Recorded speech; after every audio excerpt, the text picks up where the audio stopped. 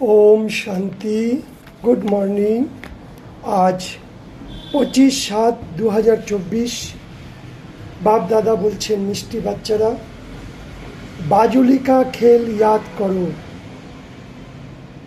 বাজুলি মানে ডিগবাজি, বাংলাতে বলি আমরা ডিগবাজি খেলি না, তো এখানে বাজুলি ডিগবাজি মানে হলো সত্য ত্রেতা দাপর কলি সঙ্গম। এই যে আমরা সত্যযুগ থেকে পাট বাজিয়ে বাজিয়ে একদম নিচের দিকে এসেছি।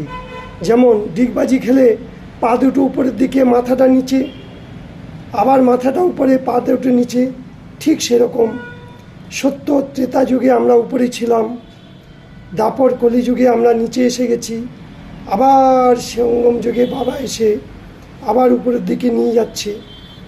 এই হলো সদর্শন চক্র বা বাজুলির খেল বা 5 স্বরূপের অভ্যাস। এই খেলার মধ্যে সারা চক্র এসে যাচ্ছে। ব্রহ্মা আর ব্রাহ্মণিকা রাজ সময় ব্রহ্মা, শিব ব্রহ্মার মধ্যে প্রবেশ করে ব্রহ্মজ্ঞান দিচ্ছে আমাদের। তার থেকে আমরা কে বেরিয়েছি? ব্রাহ্মণ, ব্রাহ্মণী, বোনেরা হলো ব্রাহ্মণী, ভাইরা হলো ব্রাহ্মণ। এই সারা রহস্য এই চক্রের মধ্যে রয়েছে। কেমন করে ভগবান ব্রহ্মার মধ্যে প্রবেশ করে আমাদেরকে নতুন দুনিয়ার জ্ঞান দিচ্ছে। প্রশ্ন, সঙ্গম যুগ পর বাবা থেকে কোন উত্তরাধিকার আমরা সব বাচ্চারা প্রাপ্ত করতে পারি? একমাত্র সঙ্গম যুগ। উত্তর হলো ঈশ্বরীয় বুদ্ধি। তাহলে এক হলো মানুষের বুদ্ধি, এক হলো দেবতাদের বুদ্ধি, আর তৃতীয় হলো ঈশ্বরীয় বুদ্ধি। তাহলে সব থেকে শ্রেষ্ঠ বুদ্ধি কার? ঈশ্বরীয় বুদ্ধি।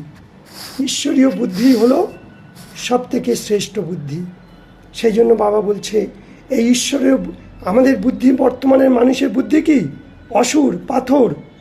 ভগবান পাথর থেকে আমাদের পারস বুদ্ধি বানাচ্ছে। এই যখন আমরা ভগবানের কথাগুলো শুনতে শুনতে, গুণ জ্ঞান শক্তিগুলো ধারণ করতে করতে আমরা পরবর্তীকালে দেবী দেবতা হব।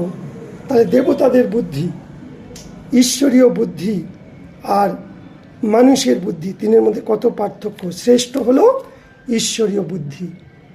ঈশ্বর মেয়ে যে গুণ আছে সেগুলো আমরা উত্তরাধিকার রূপে পাচ্ছি, ভগবান দিচ্ছে আমাদের। আমাদের বুদ্ধি এখন হীরার তুল্য পারস হয়ে গেছে। এখন আমরা ব্রাহ্মণরা বাবার থেকে অনেক অনেক জ্ঞান রত্ন নিয়ে নিজের বুদ্ধিকে ভরেছি। সর্বগুণ সর্বশক্তিতে আমাদের বুদ্ধিরূপী ঝুলি ভরেছি। এই জন্য বাবাকে বলা হয় বৃক্ষপতি। বৃহস্পতির দশা। এক হলো রাহুর দশা। রাহু মানে রাবণ। আমরা আগে রাহুর দশাতে ছিলাম, এখন আমরা বৃহস্পতির দশা, অর্থাৎ শিব বাবাকে বলা হচ্ছে বৃক্ষপতি। কল্পবৃক্ষের বীজরূপ হলো বাবা। বাবার থেকে আমরা সুখ, শান্তি, পবিত্রতার উত্তরাধিকার নেওয়ার জন্য আমরা নিজেকে অকাল মূরত আত্মা ভেবে আমরা বাবাকে স্মরণ করব।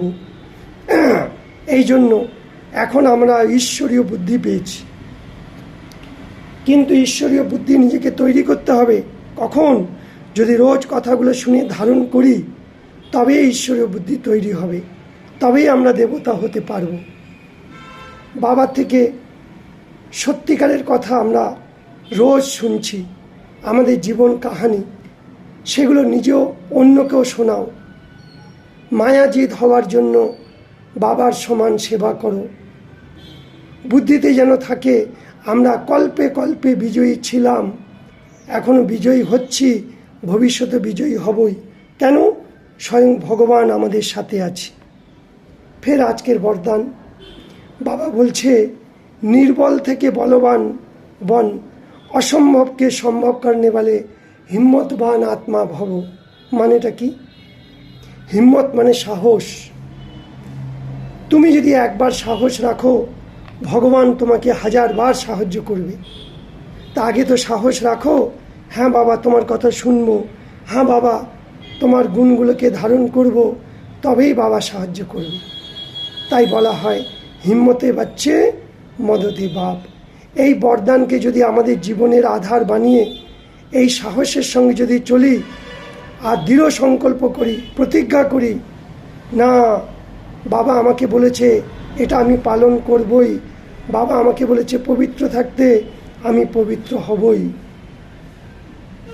তাহলে বাবার থেকে আমরা পদম গুণা সাহায্য পাব। আর আমরা আত্মারা আমাদের অনাদি আদি সম্পূর্ণ পবিত্র ছিলাম। আমরা অনেকবার পবিত্র হয়েছি, একবার নয়।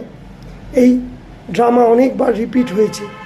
তাই আমরা আদি অনাদিকালে পবিত্র ছিলাম, অনেকবার পবিত্র হয়েছিলাম, এখন আবার পবিত্র হব।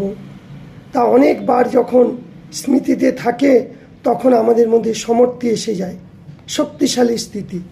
তাই বাবা বলছে নির্বলদের এতটা বলবান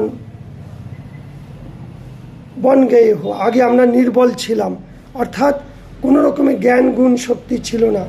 এখন বাবার কথাগুলো শুনে শুনে আমরা বলবান হয়ে গেছি। তাই মায়াকে চ্যালেঞ্জ করে আমরা পবিত্র হয়ে আমরা দেখাবই। সারা বিশ্বকে আমরা পবিত্র হয়ে দেখাবো। যে ঋষি মুনিরা পর্যন্ত পারেনি, তারাও বোঝেনি, আমরা প্রবৃত্তির মধ্যে থেকেও পবিত্র হয়ে আমরা দেখাবো। কোনো মুশকিল কথা নয়। তাই আমাদের এই পবিত্রতা ধারণ করা অতি সহজ। তাই আমরা বলি, কিন্তু মুনি ঋষিরা মনে করে অনেক কঠিন। ফের বাবা বলছে স্লোগান, দৃঢ় সংকল্প করার ব্রত নাও। কি যে সাচ্চা ভক্ত কখনো তাদের ব্রতকে ভাঙে না।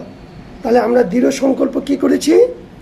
আমরা যতদিন বাঁচব বাবার কথা রোজ শুনবো, রোজ পবিত্র থাকব, গুণগুলোকে ধারণ করব, জ্ঞানগুলোকে ধারণ করব, তবেই আমরা মানুষ থেকে দেবতা হব।